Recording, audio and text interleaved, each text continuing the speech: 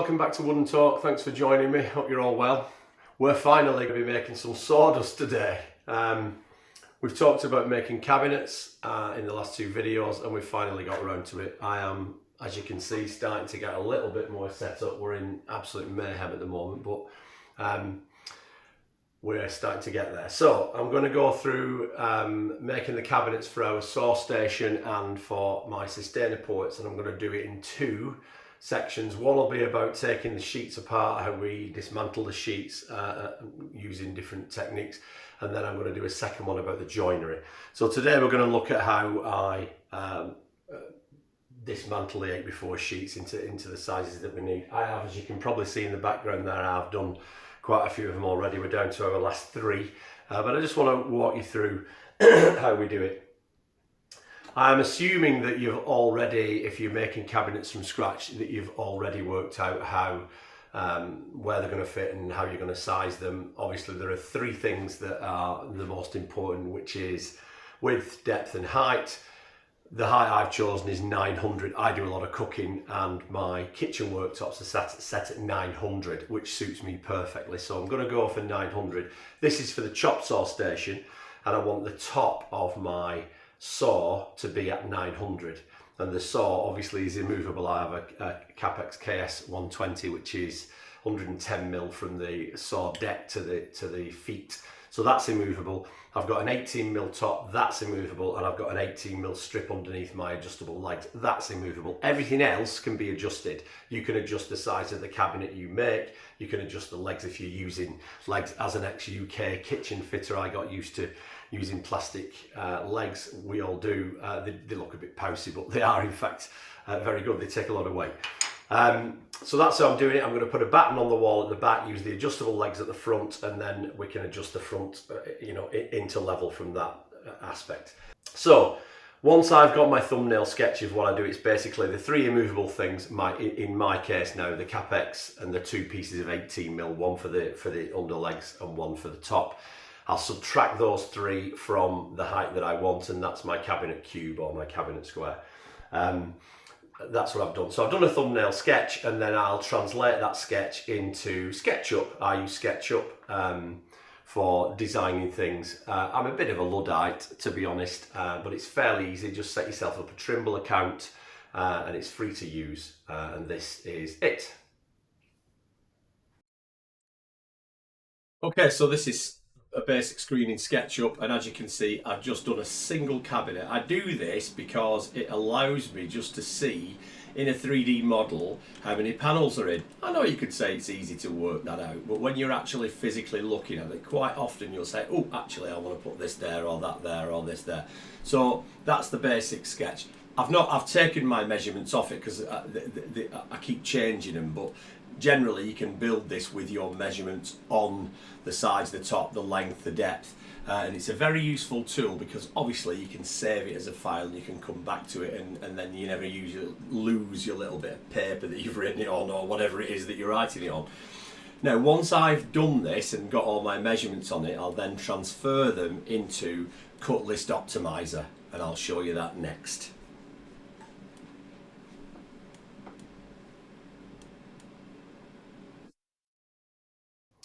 Okay, so that's how I do that.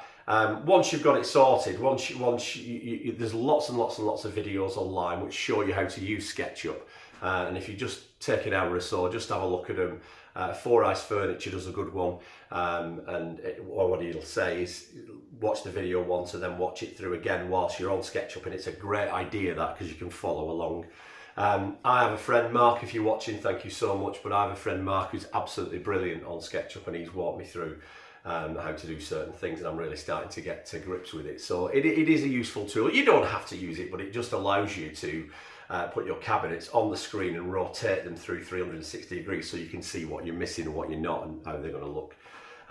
Once you've done that, you've got all the panel sizes, okay? And what I do is I then move the panel sizes onto another piece of software which is also free, which is Cut Optimizer, or Cut List Optimizer it's called. It is free. And unless you're building cabinets full-time every day, there's no real point to subscribing. But if you don't subscribe, you only get so many calculations in a day. And if you are calculating to try and squeeze the sizes onto a single sheet, I think you only get 5 in a day. So you have to wait till the day after. But whether it's worth subscribing is completely up to you. And this is the app in question. Okay, so this is Cut List Optimizer. If you look on the left hand side of the screen there, the top boxes are your panel sizes, so width, length and quantity. And if you're building a cube, you'll obviously have 3, 4 pieces, whatever, if they're all different. Well, not if you're building a cube, but you get the idea. The only other thing you have to do with this is put your blade width in, because it obviously takes that into consideration, and you have to put your sheet sizes in. If you're in the UK, they'll be 8x4. You know what thickness you're using, so that doesn't really matter. The other thing to be a little bit careful of with this is that if you don't get your kerf right and you're going right to the edge of the sheet, you can end up with nothing to cut. It is a great piece of free software, this, it really is, and it allows you just to see in real time how your sheets get cut. Now, I'm aware that on YouTube there are quite a few people recently who are saying this is not very good. I don't know why. I think it's an absolutely great piece of free software. It helps you just to see with your own eyes exactly how you're going to cut the sheet. You don't have to go and do exactly what it says, but it allows you to just work out what you need to do, and you can go back and forth, change the amount of sheets you need and change the cut sizes. If, for instance, your cut sizes throw you 4mm over the edge of the board, don't waste another board. Just change the size of your cabinet slightly, because a few mil won't matter, but if you go a few mil over on a board, it'll cost you 40 quid a sheet for the hardwood ply in this country. So it's worth thinking about that. Okay, so you've seen my sheet sizes. I have started to cut them down already. They are behind me. The good thing with the optimizer is that it allows you to see. Obviously, it will optimize the cuts on one sheet, but it allows you to see it before you start. Some sheets need to be cross cut first. Now, I'm going to be cutting my sheets. Now, I've done all my cabinet ones. They are behind me. For the source station, but I am now doing them for my sustainer ports, and because of the height of the sustainer ports, pardon me, 1,250 I think they are, I'll have to cross cut the sheet because there's no rip that goes all the way through the sheet, and sometimes you get into this situation, but it's still worth using the optimizer because it really does help you. The other thing to mention is that we're not to a couple of millimeters. Consistency is the key. If your cabinet's meant to be 600 and it comes out at 597, as long as they're all 597, we're laughing. It doesn't really matter. You just need them all to be the same size, because obviously you need them to be square. If your panels start coming out at different sizes, then your cabinets are not going to be square. This is how we start, okay? It's good practice to take the edge, the factory edge, off your sheets, whether that be MDF or plywood or finished plywood or melamine or chipboard or OSB or whatever you're using. Take the factory edge off. Now, if you take the factory edge off, you've got to factor that into your sizes. So these sheets in the UK in metric start off at 1,220 wide, okay? So if you're cutting, say, 5mm off, that comes off the sheet. Now, if you've already put into your optimizer that your sheet is 1,220 and then you cut 5mm off, it's no longer 1,220, obviously, and then you're going to be running out of room. You can, and this is the beauty of using the optimizer, is you can play around with your cabinet sizes to get the best out of one sheet. For instance, if your cabinet, like mine, was 587, when I put it on this on the optimizer, it gave me an extra sheet. So I moved it to 584 and I can do it all in 3 sheets. It's an absolute waste of a sheet just for 3mm in depth. So think about that. You can play around with the sizes. And this is very simple. I've got my little ruler here, my edge ruler, and I set it to 5mm. This is the reason I do that. My track saw, the blade on it is 2.7, the kerf, which is the thickness of the blade. or 2.8 or 2.2. I can't remember which blade's in it. I always call it 3mm. If you're oversized, you're oversized. So it doesn't really matter because all we're doing is trimming the edge off. So I set this at 5mm. 2 pieces. You can get a 3m one of these. I've got a Makita 3m one. But you can get a 3m one of these. But these are perfectly fine. It's joined in the middle. You use the joiners. However, there can be some slight movement in the middle. So if you put your pencil mark in the middle as well, when you've got this end and this end true to the line, to your splinter guard, if this is slightly out one way or the other, you can see it by eye. Because what you don't want to do is be running in and back out again, because your panel sizes will change, and then when you build your cabinet they'll be out of whack. Now I can clearly see on this that my splinter guard is right there, and it's right here, and it's right there. So we're perfectly on line. So if you want to do a curve cut or a scribe cut, what it will do, it will give you a much better finish. Again, I have to reiterate, we're just making workshop cabinets, so you could say it doesn't matter. But you know what, if you get into this habit, it works well and you'll always get a perfect finish. Now it's just worth reiterating here, if you are not used to using a track saw and you are, you know, thinking that you might move it or whatever, clamp it. It's easy to clamp it. Your clamps just run in under there, clamp down, and it's done. I've been using one for a while, so I'm not going to clamp it. It should be fine. So we're going to bring our track saw. This is already calibrated for my track. Again, there's tons and tons of videos out there about calibrating it. If you want to know about Festool stuff, then Sedgetool is your place. He's got a video for absolutely everything that you could possibly want on Festool, including a couple of really good ones about how to set your track saw up. I've got the TS55. It's a fantastic saw, and I'll show you how to make a curve cut. I'm putting it on, you'll already notice, at the wrong end, okay, because the curve cut goes backwards, and that's how you emulate the blade running the other way. And all we do is this. We start off right at the end of the wood, and we're going to drop our blade to about 2mm, okay. If you use a track saw, you will know there are two measurements, certainly on the Festool one. This one, the FS, is when it's on the track. The other one is when you're using it, I don't know why you would, but when you're using it just as a circular saw. So if I drop this now to 2mm, when I drop this saw down, it will just about touch the wood. And what we're going to do, we're going to switch our extractor on. If I can just switch my leg here, pardon me. I've not clamped it, as I said, because the way track saws work, as you can see, they don't move. They have a rubberized trim underneath in two places, which is just stops the saw stops the track from moving. But again, if you want to clamp it, it's fine. I've seen people clamping these in the middle, putting a piece in, not a clamp because you can't, but something across the board to stop it slumping. But it doesn't.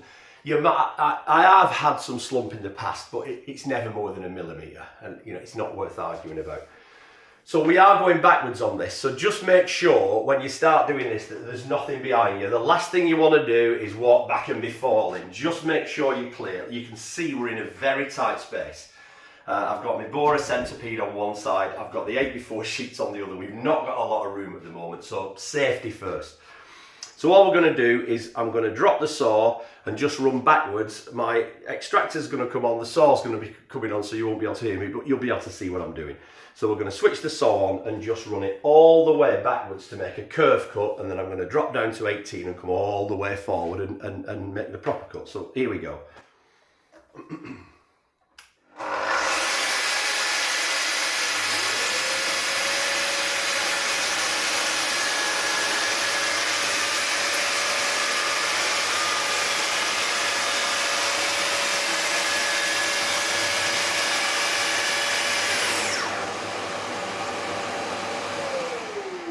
So you can see that I've made, you may not be able to see, but I've made a tiny cut through the top fibres. We've just cut through the fibres by about 2mm, and we're going backwards, so we're not pushing the fibres upwards through the splinter guard. So now I can adjust to 18mm, okay, and then we'll start again and I'll come back towards you.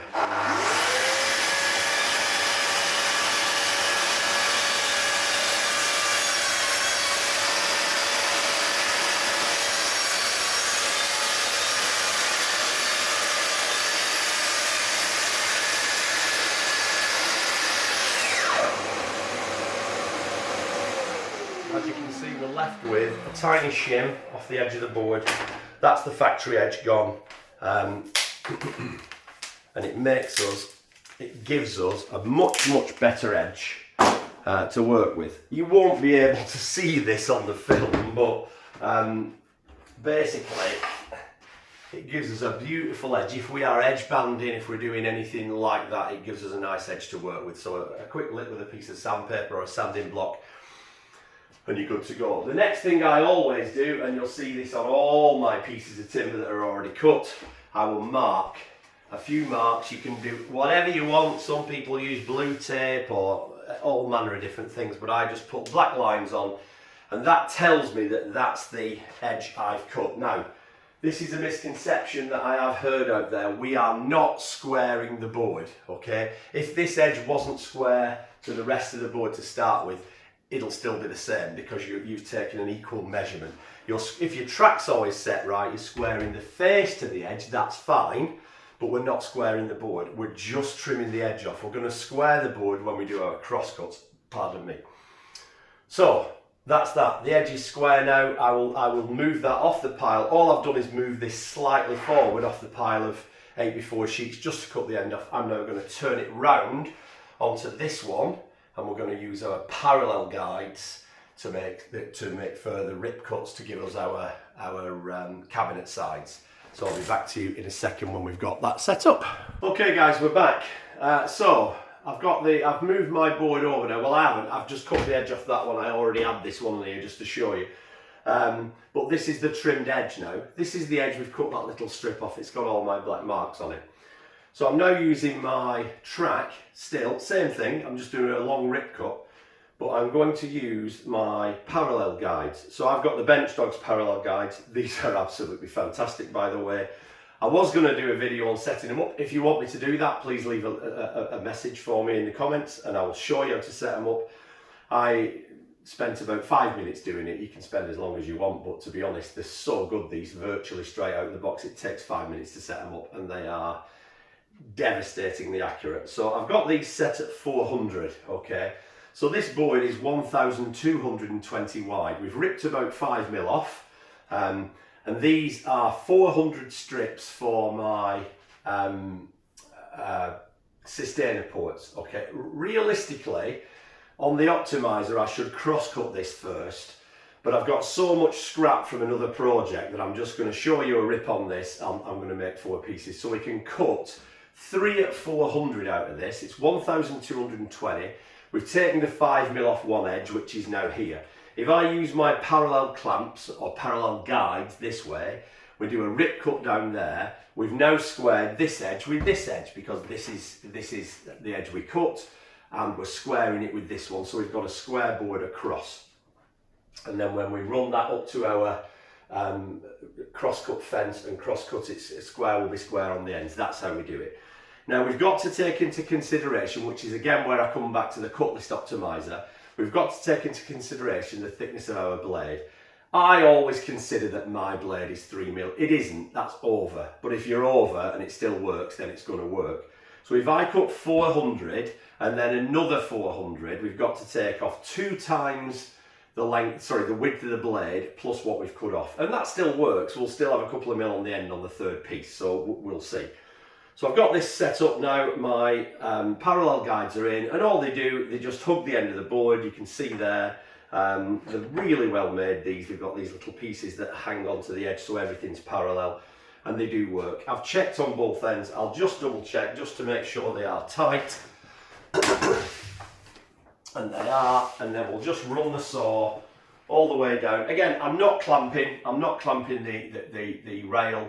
There's no real need to, but you know, as I say, if you're new to track saws and it just feels a little bit safer for you to clamp it, it's absolutely fine. There's a myriad of different clamps out there. So again, we're just going to make sure we're at the right depth, and we are. We're going to plunge the blade all the way off the sheet. You don't want the blade to catch the sheet. You can do that, but you have to go very slowly. If you want to just plunge the saw and start trimming, make sure it's away from the sheet. So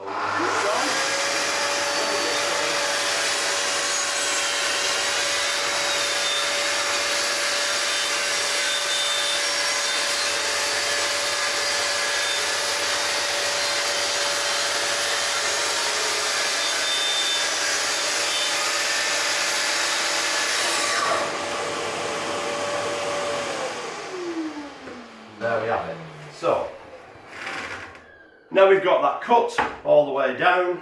I can't really move my camera because I'm not very good at this, but that should be exactly 400.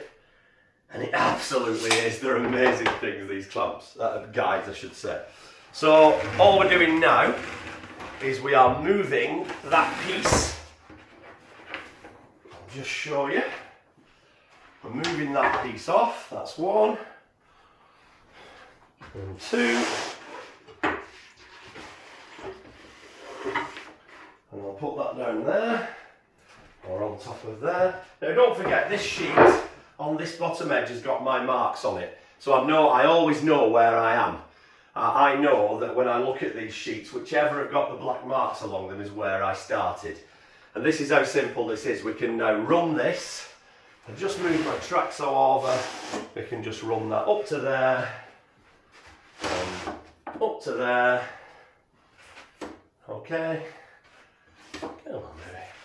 Make sure it's all the way in. Pardon me. Grab out a track saw. And back we come. Ooh, we don't want to cut through the wire. Parallel guides are in.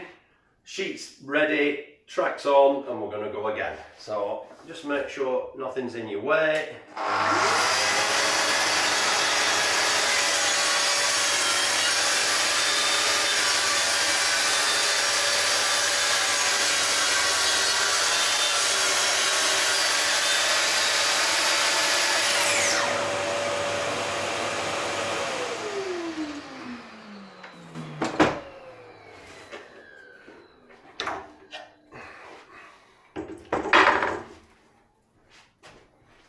Okay, and that's our second piece, 400 wide.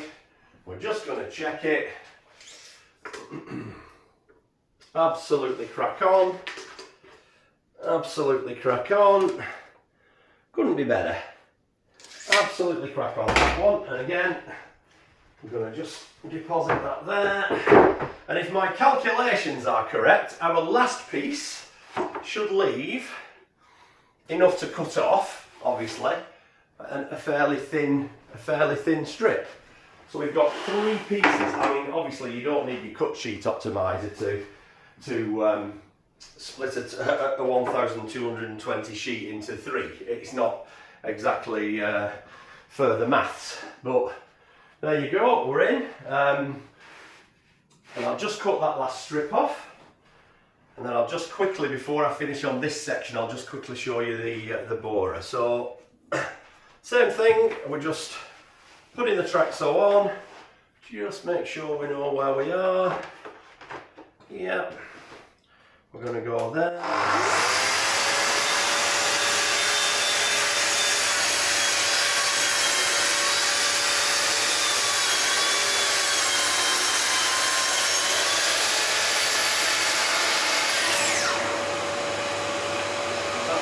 Pieces left, and now we've got 3 pieces from that board which are all exactly 400 wide.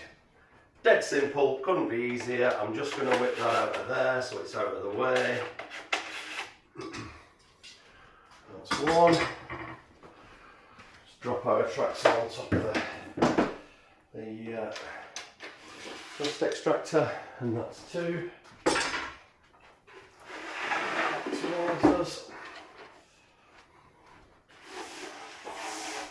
These are in 2 pieces, so if you're lifting them up as one, just make sure you support the middle, because you don't want to further antagonise the slot that's in them. And then, I'm not going to check that, we know the 400, and that's that. Okay, so you can probably see now my borer centipede.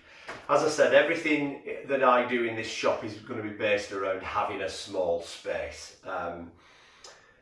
You get these in a smaller and a bigger size. This is the 6x4 one. They're a cracking little piece of kit. The only problem is, when you're doing rip cuts, there's only 3 stanchions. So whatever you do, if you don't put something across when you do a rip cut on this, the piece that you've cut off will fall. You can buy them with 4, but you've still got to work out, you know, to keep one piece on 2 and the other piece on 2. The easiest thing is to just take a piece of 4x2 or 2x4 for my American friends, and just stick it in. They give you these with the kit, and they're so brilliant. You just drop them in, drop these in with them. Sorry, that one's come out of its hole there, but there. And all I do is I put a screw. I don't know that you can see that, but I just put a screw in one and then the other side, and then when you put them on here, that whilst they can move because the little grey tops rotate, they can't move you know, too far. You get the idea. There you go. And that will just, you know, you can see where all my cuts are going through. You could do the same in the middle, or you could do it on all 4. The only issue you'll have with the borer is the fact that it's very strong, sort of, you know, downward pressure. The load path from the top to the bottom is incredible on these things. You could get, you know, you can't say people stood on it, but the side to side is quite pousy. And what you'll find is if you've got big heavy sheets, certainly MDF, Medite, or you know, anything like that, any dense material, hardwood, plywood, if you slide a board onto it, as you turn the board, it will tend to push these back and forward. So my other thing, I've not got it on this, I did it when I had my other workshop set up. If you take your 4x2s and wrap a fairly thick zip tie, electrical zip tie, the plastic ones, and put 2 or 3 on them, they make for a more slidey surface, and as you squeeze your board on, your board will slide across them instead of moving them. Here's the beauty of this though.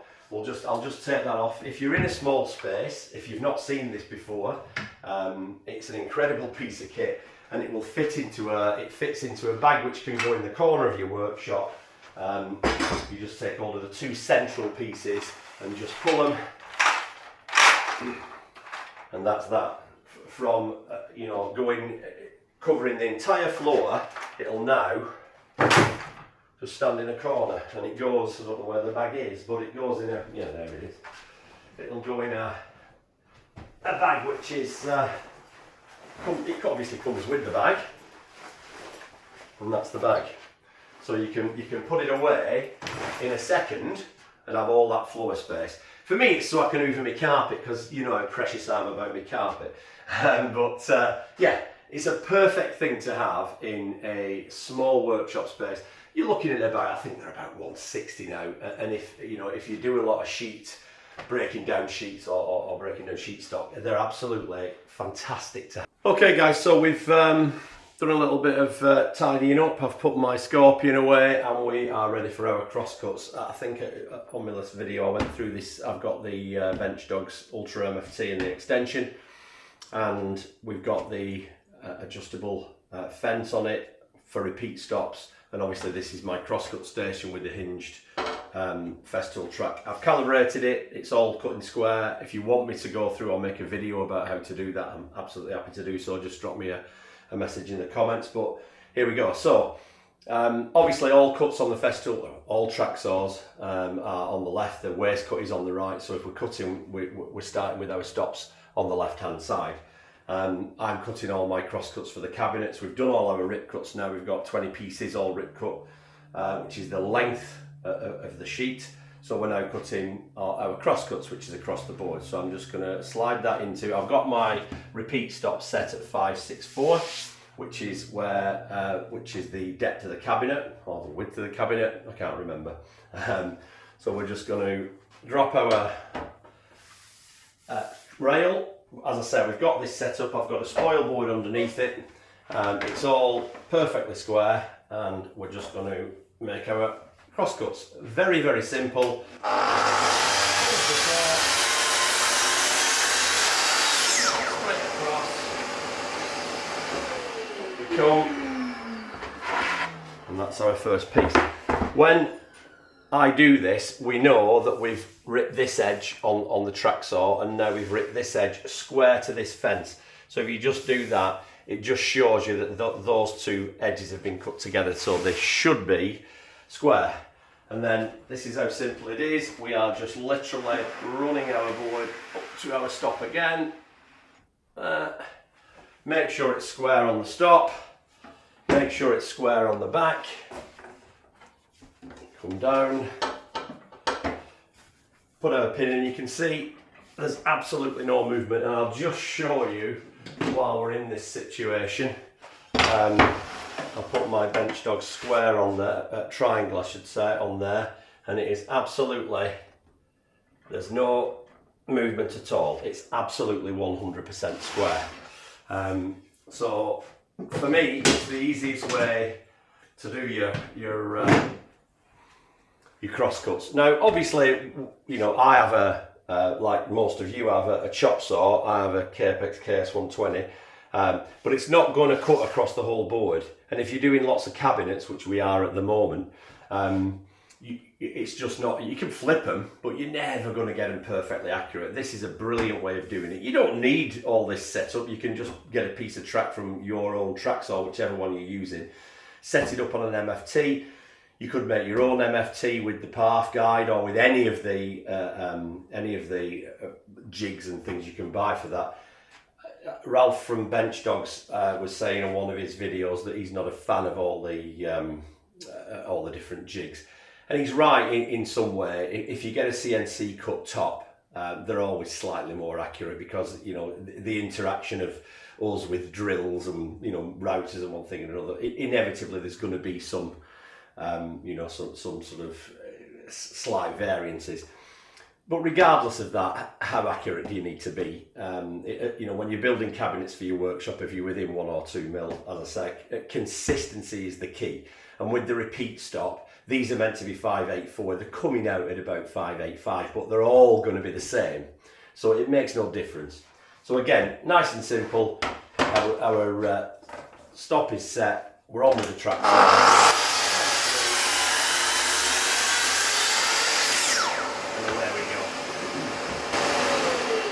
The hinge, slide that on the top and mark the corner, and that's it, guys. That's how we're doing our cross cuts. It's nice and simple. You can see I've got a spoil board in here. It's just a piece of 6mm MDF, just to protect my brand new tops. It ain't going to stay that way, we all know that, but for now it's nice to keep them, you know, nice and fresh because they are brand new. So that's it for this video. Now what I'm going to do, we're going to have a look at the joinery in the next video. I'm going to be using everybody's most hated tool, the Festool Domino. I like it. I don't need one. I just want one, and I think if most people would admit that if they were pressed on it. But it is a great tool. It really is a great tool. However, on the joinery, you can use dominoes, you can use a biscuit jointer, you can use pocket screws, you can use staples, nails, anything you want. I quite like the Loctite screws, and I'll show you them in the next video. Okay, thanks guys, and as I say, please subscribe, please drop me messages. If you want me to talk you through anything on the Festool side, I've got a lot of Festool stuff and I do like it. I've been using it for a while, so I'm happy to do you know, anything you want me to walk you through on the Domino or on the track saw or on anything like that. Please leave me a comment, and as I said, please subscribe. Thanks for watching. Cheers.